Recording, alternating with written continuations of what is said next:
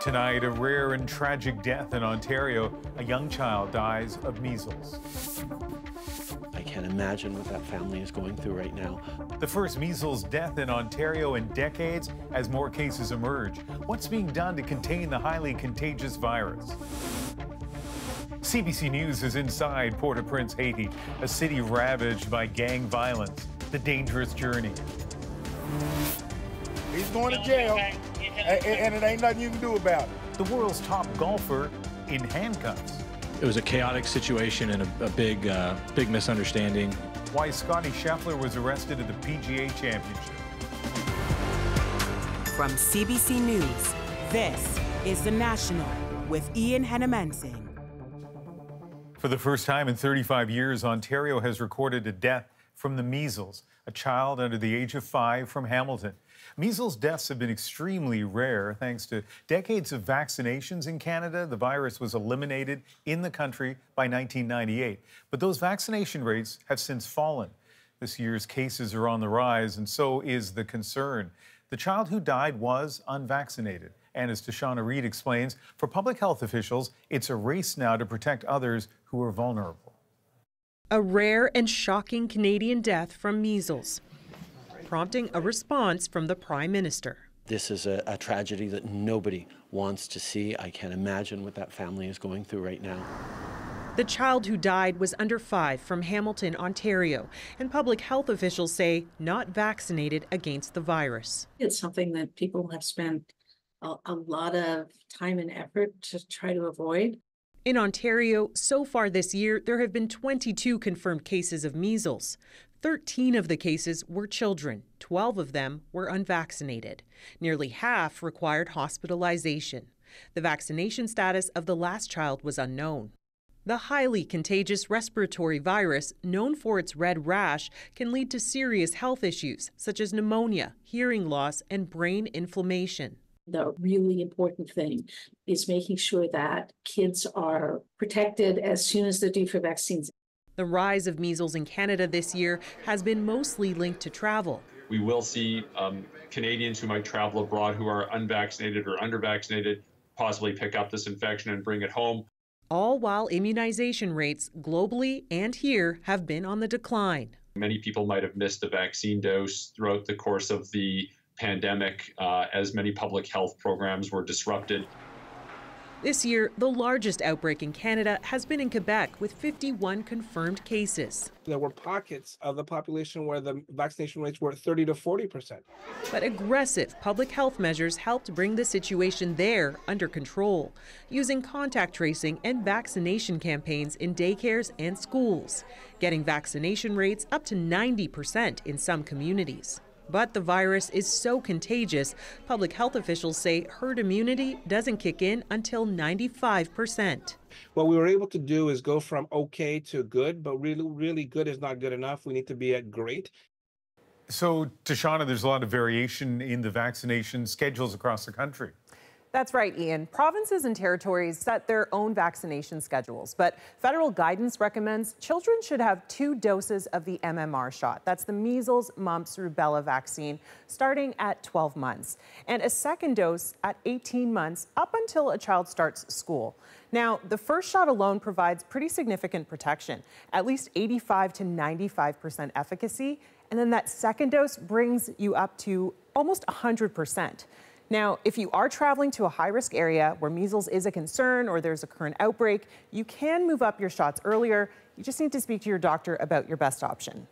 Good, clear advice. Tashana Reid in Toronto. A strong warning tonight from the head of Canada's intelligence agency about the dangers of TikTok. He says Canadians should not use the wildly popular app. Ashley Burke explains why. TikTok's one of the most popular video apps in the world. It's a place where anyone can go viral, with millions of users in Canada. But the country's top spy is now warning Canadians to stay away. As an individual, I would absolutely not recommend someone have TikTok. David Vigneault told the host of CBC's The House, Catherine Cullen, what makes TikTok a threat is that its parent company, ByteDance, is based in China. This is very clear the way that the app is designed and who has control ultimately of the information of the app, that this is going to is available to the government of China. TikTok has denied these claims, saying Vigneault's comments are unsupported by evidence. But experts warn China could mine and amass user information for spying, blackmail, or massive data hacks. If someone is consistently making videos on TikTok that you could get their voice, you might be able to train AI in order to replicate that voice and then use it in order to actually target someone or something, a bank account. The Prime Minister says Canadians should take the threat seriously. When the director of CSIS is pointing out that TikTok poses a real threat, I think Canadians need to listen. Canada has forbidden the app on all government devices. The U.S. has gone further, giving TikTok's parent company a year to sell the app or face a full ban. The Prime Minister said the government's watching that closely. The concerns are that the data that TikTok collects on all of its users gets simply funneled to the government of China and is used to, potentially for nefarious purposes. So that's like your White House, right? This Canadian comedian says his livelihood depends on TikTok and won't be giving it up. What about like Meta and, Facebook, Instagram? It's all like they make money by literally selling your data. So I kind of find it hard to understand what their logic is there. So actually, he makes a point there about other social media companies which can sell personal data as well. Yeah, Ian, former intelligence analyst Stephanie Carvin says there is a bigger problem here, that there is nothing stopping any social media companies from selling information to anyone, and said that stronger protections are needed. But the difference with TikTok, she says, is that it's a Chinese entity, and under the laws there, the company could be required to hand over data to the government. But again, TikTok said it's never shared Canadian user data with the Chinese government and wouldn't if it's asked. Ashley Burke in Ottawa. The world's top golfer is facing serious criminal charges tonight. Scottie Scheffler is accused of assaulting a police officer on his way to the PGA Championship this morning. Thomas Daglan now on the chaotic situation that led to his arrest. Back up, or I'm back. Due to tee off at one of golf's top tournaments, Scottie Scheffler was instead taken away, his hands cuffed behind his back. He's going to jail, and it ain't nothing you can do about it. Questions hang over the early morning arrest of the world's #1 men's golfer and his interaction with police. I feel like my head's still spinning. I can't really explain what happened this morning. I did spend some time stretching in a jail cell. That was a first for me. The chaos stemmed from an earlier fatal crash with a tournament worker struck by a bus, the aftermath backing up traffic near the event. Scheffler allegedly tried to maneuver his vehicle around it all. But this police report says he refused to comply and accelerated forward, dragging a detective to the ground. It's moving pretty fast at this time, but we'll litigate the case as it comes. Photographed and fingerprinted, he's facing charges including reckless driving and the more serious offense of assaulting an officer. Carries 5 to 10 years in prison. It is a felony charge. Love you, Scottie! Released from custody, Scheffler received a raucous ovation. Making a birdie on the first hole, scoring a victory now would cap off an extraordinary turn of events, with Scheffler claiming the Masters green jacket in April, building on his army of fans, cheering for their favorite, even in that orange jumpsuit. He's been on a run of play reminiscent of Tiger Woods from 20 years ago. In the hunt after 2 rounds of play, he'll be one to watch this weekend. But as for the way his day started, it was a chaotic situation and a big misunderstanding. In court, Scheffler is set to be arraigned on Tuesday. It's a different type of battle for someone accustomed to winning. Thomas Dagg, CBC News, Toronto. A Canadian man convicted of attacking former U.S. House Speaker Nancy Pelosi's husband was sentenced today to 30 years in prison. Today's sentence is a stern reminder that political discourse must never transform into violence. David DePape was found guilty last year of attempted kidnapping of a federal official and assault after he broke into the couple's home looking for Nancy Pelosi. He attacked 82-year-old Paul Pelosi with a hammer. DePape still faces state charges, including attempted murder. That trial begins next week. New video has emerged appearing to show the rap mogul Sean Diddy Combs violently attacking his then-girlfriend in 2016. The images of abuse are disturbing, and as Chris Glover explains, it shows in stark detail what was, until now, only alleged in a lawsuit settled last year. New surveillance video reportedly of musician Cassie Ventura quickly walking in an LA hotel. Moments later, music mogul Sean Diddy Combs chases after. What happens next is so violent, we're only showing freeze frames. Combs grabs, shoves, drags, and kicks his then-girlfriend, matching allegations Ventura made in a now settled civil suit. The video was obtained by CNN. CBC News has not independently confirmed it, but its date stamp shows March 2016. And in Ventura's lawsuit, she accused an intoxicated Combs of punching her in the face in March 2016. She also alleged years of physical and sexual violence and intimidation. Check it. Seems like yesterday we used to rock the show. Combs is a rapper widely credited with transforming the hip-hop world. Ventura, meantime, had a few hit songs. Her off-and-on relationship with Combs was from 2007 to 2018. Signed to his label, she also claimed he exerted power and influence over her. The pair settled out of court one day after Ventura filed. Since her lawsuit, there have been 5 more. Then earlier this year, Combs' homes in LA and Miami were raided by U.S. Homeland Security as part of a possible sex trafficking investigation. That's really the key here, is whether they're going to be able to show that he also was engaged with sex trafficking minors. Too much time has elapsed since the 2016 incident for Combs to face criminal charges in California, but this law enforcement analyst says the video could still be used by federal agents. Is they are building a racketeering case, a RICO case based on human trafficking and allegations startlingly similar that track those that have been made in Cassie Ventura's lawsuit.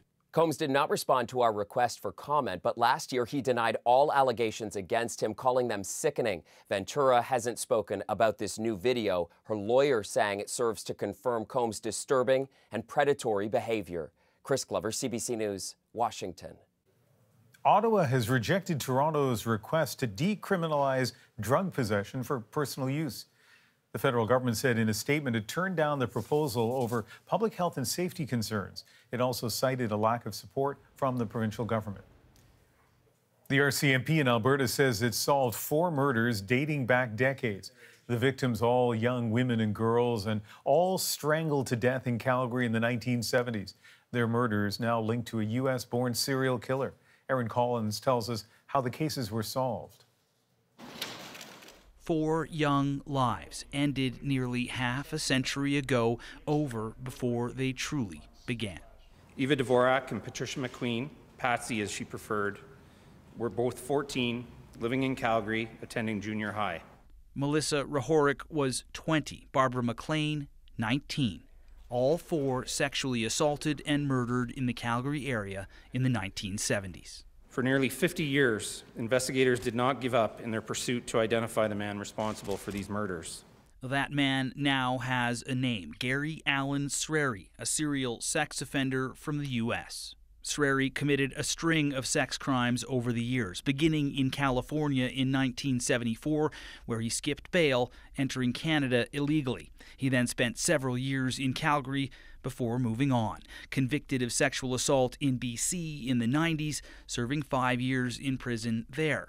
After his release, he was deported and later arrested in Idaho, charged with rape in the state in 2008. I am very upset that it even got this far. He should not have been on the street. Convicted and sentenced to life in prison, he died behind bars in 2011. His activity. Police in Alberta finally linked Sreri to the Calgary cold cases last year. I think the biggest change is that technology's giving us more tools. It was DNA found at the Alberta crime scenes matched to popular genealogy websites that finally helped crack the case, a technique now being used to close a cold case a week in the U.S. We're now talking about retiring the term cold case within the next decade, whereby any case where there is DNA is now solvable. But as these cold cases close, others remain open. Investigators believe there may be more Canadian victims connected to Sreri. The search to find them just beginning. Aaron Collins, CBC News, Calgary. There is an uneasy calm in Haiti's capital, Port-au-Prince, tonight. The city is at the epicenter of a ruthless gang war as a transitional government struggles to restore order. Thousands have been displaced over the past few months and are desperate for the arrival of a Kenyan-led multinational security force to try to support local police. The CBC's Paul Hunter is in Port-au-Prince tonight, and after a complicated and risky journey. And Paul, what have you seen? There's a little bit of life on the streets in Port-au-Prince, Ian, and that's better than it was 10 days ago. And some credit on that has been given to this transitional council that we're hearing so much about. After we landed here, gunshots right off the bat. We took an armored vehicle to the Canadian Embassy to have a conversation with Ambassador Andre Francois Giroux, and I asked him if he thinks this international force will have an effect. Here's what he said. With the reinforcement of the multinational force, we'll be able to push them away, reestablish some order, open the main roads so that people can come in and out of Port-au-Prince without fear for their life, maintaining access to the port, to the airport, will make a big difference. I asked the ambassador, Ian, what about a plan B? What if it doesn't work, this multinational force? He said it's going to work. You've been to Port-au-Prince many times. How does this trip compare? Oh, it's like nothing I've ever seen. Like, to get here, we had to fly in by helicopter from Cap Haitien, and when we landed at a landing pad that we weren't allowed to take photos of, that we can't say where it is because they don't want the gangs to know. There were guards all over the place with guns out. We took an armored vehicle to where we are here. Again, everything behind us is gang-held territory to one degree or another. You can't walk out on the sidewalk. I've never seen anything like it in this city, Ian. It is the reason why Haitians can't, these international forces can't come soon enough to help the Haitian police try to bring order and try to get Haiti out of the mess that it's in. Paul, we'll have more from the ambassador and the ongoing situation in Haiti on Sunday's National. Paul Hunter in Port-au-Prince. In Alberta, officials say the rain is helping crews fight the wildfire burning outside Fort McMurray. Mother Nature has graced us with that. But officials stress the danger is far from over, what it means for the thousands still waiting to return home. Plus, we'll take you to southern India, where the Prime Minister hopes a breakthrough could win him a bigger majority. But it won't be easy. And a new milestone for Paul McCartney, the billionaire Beatle. We're back in 2.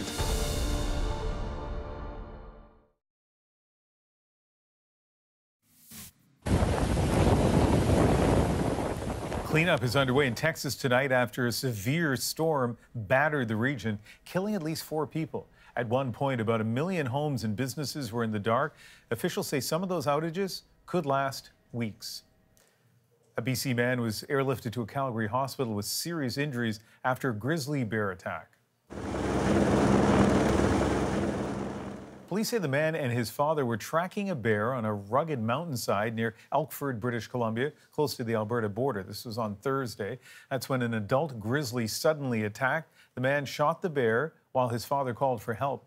The wounded bear ran off and was later found dead. The man now recovering from broken bones and multiple cuts.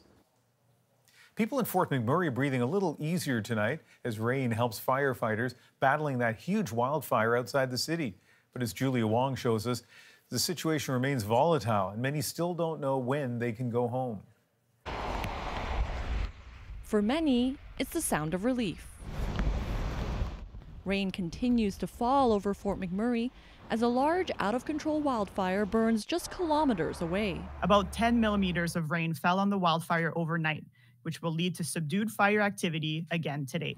For more than 6,000 evacuees told the earliest they could go home was Tuesday, these wet conditions are raising hopes they could return sooner. Mother Nature has graced us with that, and we'll take every bit of it.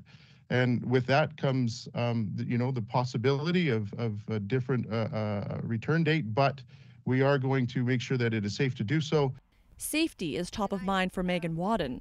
On the day of the evacuation order, Wadden scrambled to load 7 horses into trailers to get them out of danger.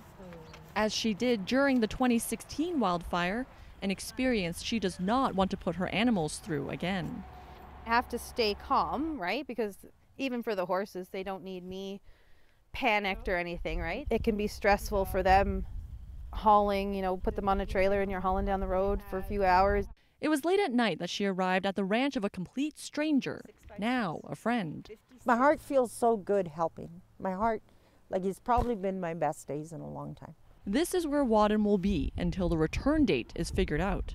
If they have it under control and they really, trust that they're giving us the right direction and everything, that it is okay to return, then for sure, we'll be going home.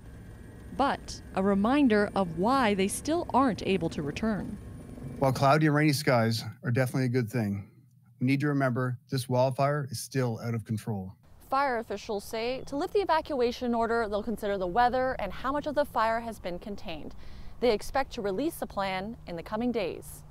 Julia Wong, CBC News, Lac La Biche, Alberta. The United Nations is defending the numbers it shares on the death tolls in Gaza after appearing to lower some of them this week. The pace and the scale of the killing is so great that it's impossible to keep up with it in real time. Up next, Ellen Morrow looks at the difficult but crucial task of counting the dead in Gaza. And what taxpayers ended up paying for the TMX pipeline expansion. So why did this project cost so much? Lindsay Duncombe looks at why it might be a tough sell to get that money back. The National breaks down the stories shaping our world.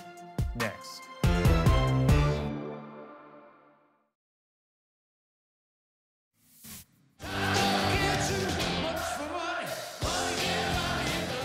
Sir Paul McCartney is now the UK's first billionaire musician. The Sunday Times latest rich list puts his fortune at an even £1 billion British pounds, thanks to a big financial boost from touring, back catalogue royalties, and even Beyoncé's recent cover of the 1968 Beatles classic Blackbird. India's weeks-long national election is more than halfway through, with tens of millions having voted in 4 of 7 phases, including in the south. That's where Narendra Modi's ruling party faces a particular challenge. Our South Asia correspondent Salima Shivji shows why. They pile into the outdoor stadium, anxious to see the leading face of the party that once ruled India for decades. The Congress Party's Rahul Gandhi, heir to India's most famous political dynasty, son and grandson of 2 former prime ministers, both assassinated, and great-grandson of Jawaharlal Nehru, India's ardently secular first prime minister. As Gandhi waves a copy of the Constitution, he warns that Prime Minister Narendra Modi is looking to alter it and attack India's secular values. The Congress has done good work, this woman says, like free bus rides for women. She's talking about state-level initiatives. Here in Telangana, the Congress Party is in power. A fact Gandhi tries to lean on as he packs onto a bus with locals, hoping it will translate into votes nationally. The Congress is part of an alliance of opposition parties, mounting a collective challenge to Modi. Critics say it's plagued by infighting. But in India's southern states like Telangana, Tamil Nadu, and Kerala, the alliance has buzz.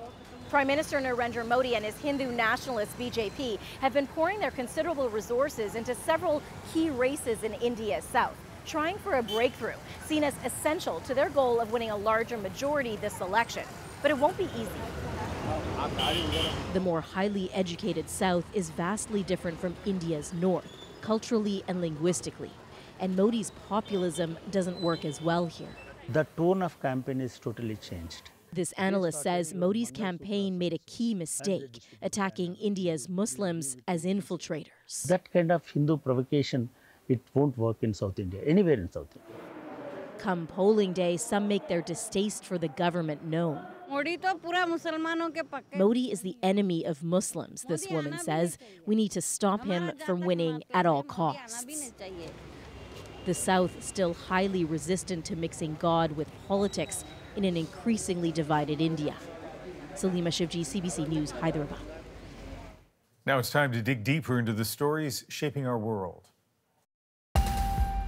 Why the price tag doubled and doubled again for the pipeline owned by taxpayers. In the TMX, there were discussions that they were moving anthills. But first, counting the dead in Gaza gets even more contentious when the numbers seem to suddenly change. This is relevant when it comes to allegations of war crimes. Plus thousands of Palestinians held in Israeli prisons. Hungry all the time. The allegations include torture. To start us off, Ellen Morrow breaks down how health authorities and the UN track deaths in Gaza and what's at stake when those numbers are challenged. No one can dispute that the death toll in Gaza has been staggering. The Palestinian death toll has surpassed 10,000. Now surpassed 20,000 people. More than 30,000 Palestinians have been killed. But a UN agency has created confusion over the number of women and children killed. After these posts 2 days apart with very different numbers for women and children dead in the fighting. If the UN can suddenly drop the estimate of innocent lives lost by almost half, then even those latest figures might not be accurate. This was quietly swept under the rug. The UN says that's not really what happened. Cut in half the casualties from Gaza. Is that true? It's not quite the case, no. So what actually is going on with the numbers? And with the war still raging, how are the dead being counted in Gaza? The pace and the scale of the killing is so great that it's impossible to keep up with it in real time. Let's go back to those posts from the UN. This is from May 6. Look at the fatality numbers. More than 9,500 women and more than 14,500 children. But in a post on May 8th, the data looked different. The overall death toll was about the same, at just under 35,000 people. But check out those numbers for women and children now, each lower by about half. So this data comes from Hamas-run agencies in Gaza. The UN can't independently verify the numbers. So right away, Israeli officials seized on this apparent discrepancy, accusing the UN of originally posting numbers inflated by Hamas. Israel's foreign minister called it fake data to promote blood libels against Israel.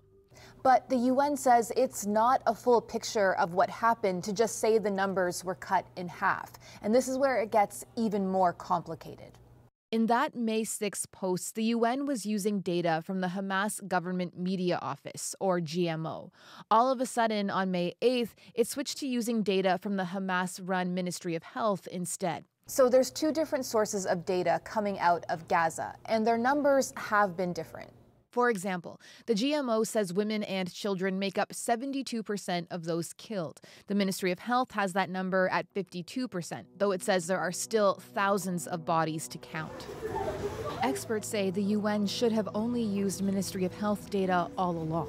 The Ministry of Health information has, in the past, always borne up to be highly accurate. And there's no reason to think that in this case it would not be, other than the fact that the scale of devastation is so huge.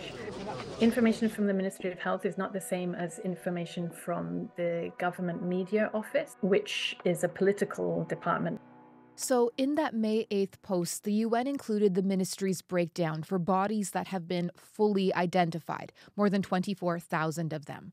But that count doesn't include, the post says, a reported 10,000 fatalities that still need to be verified. And so then the details of those, which of those are children, which of those are women, that will be reestablished once the full identification process is complete. At the start of the war, Gaza's death toll was based on bodies counted by health ministry officials at hospitals and morgues. But as the fighting intensified, most could no longer function. At the end of the day, these are health professionals who are trying to do their best to record what's going on in the face of very difficult circumstance. So several months into the war, the Ministry of Health started gathering data from 2 additional sources. One it calls reliable media sources. It also has this Google form where people can self-report the deaths of their loved ones. Obviously, the numbers that are with full documentation are the most credible, but given the number of bombs the Israeli government has dropped, the number of people identified is likely a dramatic undercount. Still, some experts are raising questions about that media sources category. They've never actually explained how they're going about doing this. If there is in fact a real methodology, that would rely very heavily on local journalists. That could be leading to drastically undercounting deaths of combatants, either because journalists can't be in those areas or because they're not going to go out and say that they saw Hamas fighters die publicly, since that would bring Hamas down on them. The breakdown of fatalities is always highly contentious in conflict because the number of women and children killed is often seen as an indication of the overall level of civilian deaths. This is relevant when it comes to allegations of genocide, the proceedings at the ICJ. These numbers have real consequences. Israel cites a lower death toll, saying it's killed 30,000 Palestinians in Gaza. 14,000 have been killed, combatants, and probably around 16,000 civilians have been killed. But experts say Israel hasn't shared how it collects its own data. So it's very frustrating to see this absolute fixation on trying to analyze specific numbers. These small discrepancies don't matter. The huge loss of life is what matters. And there will be more bodies. The true toll of this war will only be known once it's all over. Advocates say Palestinians outside of Gaza pay a different price for opposing Israel, and that many are held in deplorable conditions, often with no charges. Chris Brown heard their stories. This is my ID number, 990246. To Israeli authorities, Omar Asaf was a prisoner held as a risk to national security. But the 74-year-old social activist sees it very differently. I feel what happened to me as I was taken hostage. I was a hostage of war, he says. Asaf was arrested at his home in the occupied West Bank in late October for protesting Israel's bombing of Gaza. Never charged with a crime, he still spent 6 months in an Israeli military jail. His family barely recognized him when he was finally let go. He says with a lack of food and filthy, crowded conditions, he lost 29 kilograms. We haven't any meat. We haven't any fruits. So you were hungry all the time? Yes, hungry all the time. Advocates for Palestinian prisoners say Israel's jails are full of people being held under what's known as administrative detention. They say that's when an Israeli military judge can incarcerate someone for up to 6 months simply for believing they might be a security threat. Prisoners groups claim there are now 3,400 Palestinians currently in jail under administrative detention. These people have been arrested under what I've called the category of revenge and collective punishment, said Amani Saharna of the Palestinian Prisoner Society. Some Palestinians arrested in Israeli raids have been convicted of what Israel calls terrorist attacks. But many others were locked up for acts such as throwing rocks. 18 Palestinians have died in Israeli jails since October the 7th. Asaf says while he was not physically beaten, he was held in an area next to where people from Gaza were. They beat on them all day, he says. This is something we heard. They brought dogs into their rooms and then asked them to bark like dogs. The United States says it's looking into the reports of serious human rights violations against detained Palestinians, including torture. That it must treat all detainees humanely. In an email to CBC News, Israel's prison system wrote, "All prisoners are detained according to the law. All basic rights required are fully applied by professionally trained prison guards." Jamal and Samia El-Kafri have 4 sons, and all have been in Israeli jails at some point. Last fall, 31-year-old Yassin was held on administrative detention after an altercation with Israeli security forces when someone pulled a gun. The family denies it was Yassin. His sons now live with the couple.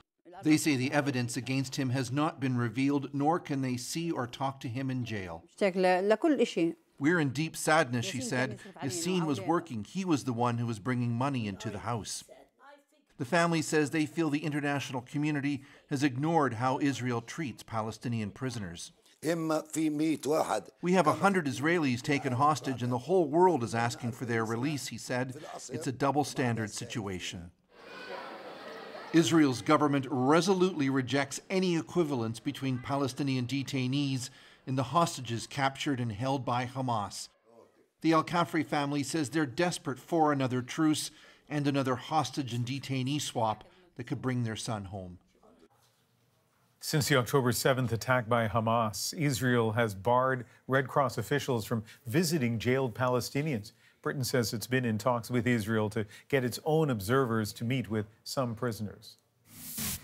Now that oil is finally flowing through the TMX pipeline expansion, we can tell you it cost every taxpayer hundreds of dollars. Now, there are two main ways Canadians can get their money back. Lindsay Duncombe breaks down how that could happen next.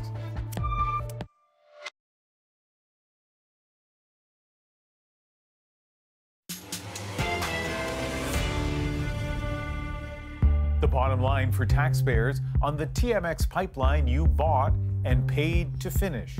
I doubt that the cost overruns to this extent would have been acceptable to shareholders. What it says about Canada's appeal to investors. Canada is a difficult place to build these mega projects. Why anthills and birds' nests added to the cost.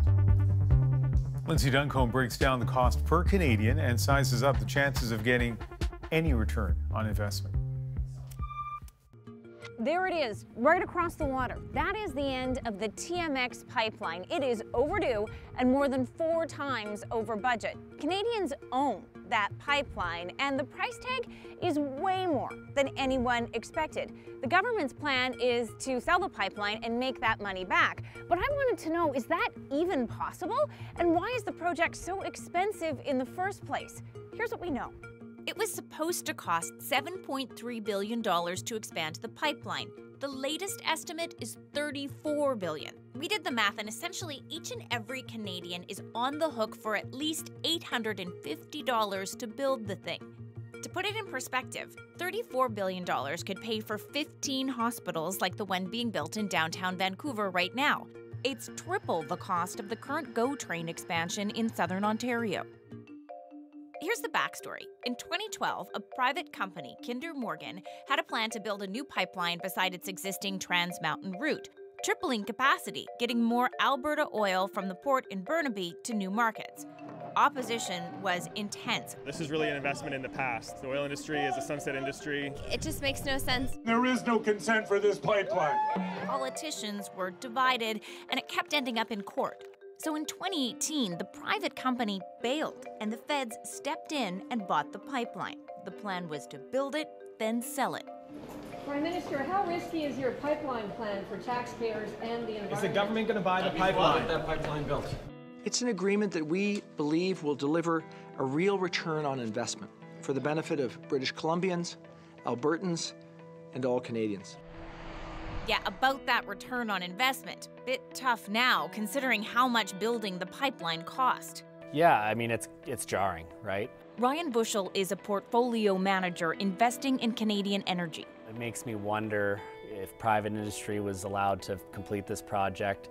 I doubt that the cost overruns to this extent would have been acceptable to shareholders, and so as taxpayers, we should be sort of similarly questioning how this has gone. So why did this project cost so much? The reasons are laid out in a recent report from TMX. Blame the pandemic, floods, paying contractors, accommodating Indigenous communities, and birds' nests were a problem too.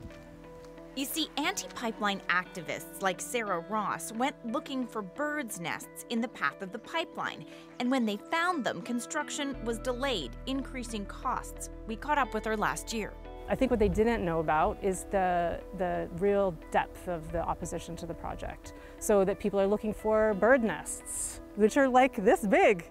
They're 4 centimeters in diameter. We found them because this project is not in our common interest, we believe. It wasn't just birds' nests. On its website, TMX says it moved more than 100 anthills, almost 150,000 amphibians, thousands of fish and snails. Price tag, $50 million. This is Mark Mackey. He's in charge of TMX finances. At this oil conference in Houston, we asked him about all those construction costs. We've talked about, and the government has talked about, the economic impact of the project. It will be positive. Yes, it is expensive.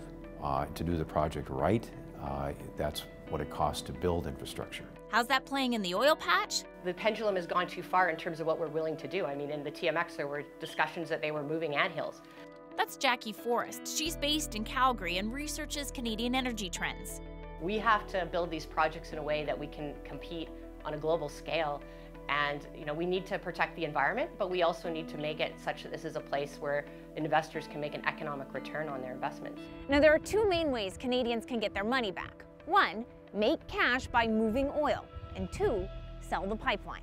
Several oil companies have signed long-term contracts to pay tolls to use the pipeline. Because of all the mounting construction costs, TMX raised the price. Right now, it's about $11 a barrel.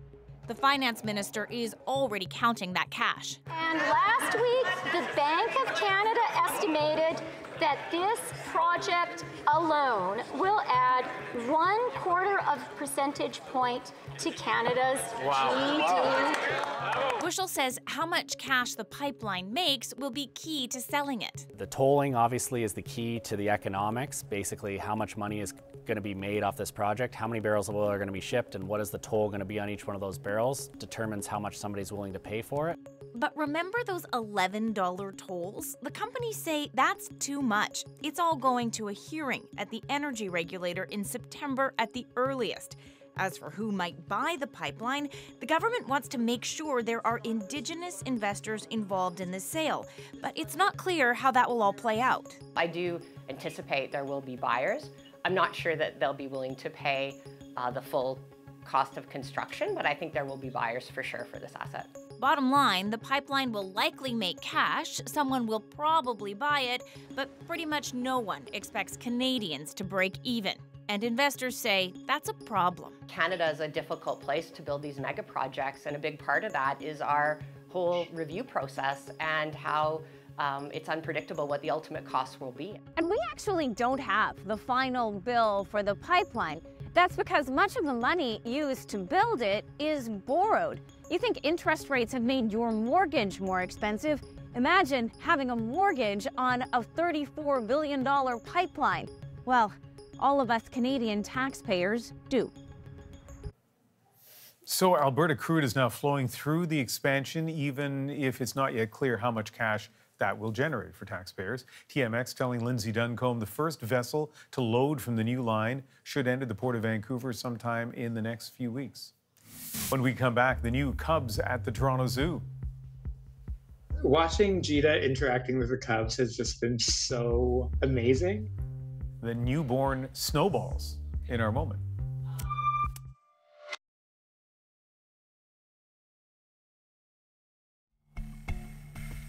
You're looking at the newest additions to the Toronto Zoo. Gita the snow leopard and her two new cubs, now just days old. The newborns and mom still tucked away from visitors, so we reached out to the zoo to find out how those cubs are doing, and tonight they are our moment. Watching Gita interacting with the cubs has just been so amazing. I oversee all of the mammals that we have here at the zoo, helping to coordinate all of the aspects that go into a successful breeding program like with our snow leopards. The first baby was born around 7:45 p.m. It wasn't until after midnight that the second baby was born. We've got this animal that is evolved for hunting, all of a sudden dealing with this small little squirmy yelly thing that they don't necessarily recognize as a baby. I love Love watching her when she's curled in the sea and the cubs are just kind of in the middle and she brings her tail right around and over top of them. The cubs haven't been named yet. We're making sure to give her as much space as possible.